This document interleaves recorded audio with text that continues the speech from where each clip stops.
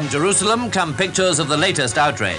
In 1948, an armed terrorist bombed the offices of the Palestine Post, a Zionist newspaper, published in English. The bomb was delivered with help from 2 British police officers. They betrayed their positions to assist the attackers. Let it sink in. Back then, Palestine was Jewish. It meant the Jewish press, the Jewish community, and the Jewish future. They didn't bomb an Arab institution, they targeted a Zionist one. So no, they weren't liberating Palestine, they were trying to destroy the Jews building it.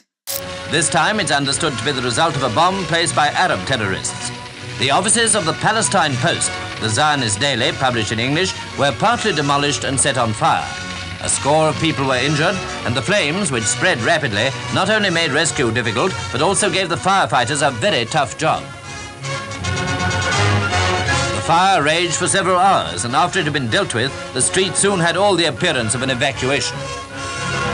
Property which had been salvaged littered the pavements, for a block of flats in this Jewish quarter of the old city had also been involved in the conflagration.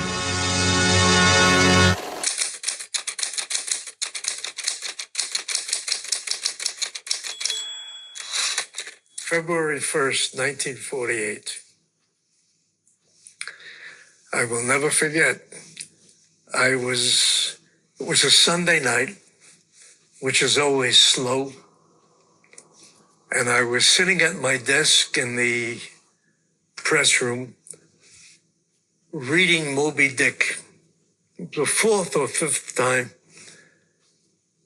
And when the explosion went off, the book took a fragment. It would have hit me otherwise. The bomb went off, the truckload of dynamite went off, and the glass shattered. The lights went out, the flames come up, and I had just finished writing a story. I had done a survey of the bombings in Jerusalem that day. There was terror every night, practically. So, and I just finished the story. I was just taking the paper out of the typewriter when boom. All I heard was, I was so close to the bomb, all I heard was, shh. It was just and glass flew, and I saw people being hurt. I wasn't touched. I was sitting at the machine, and I was behind the machine.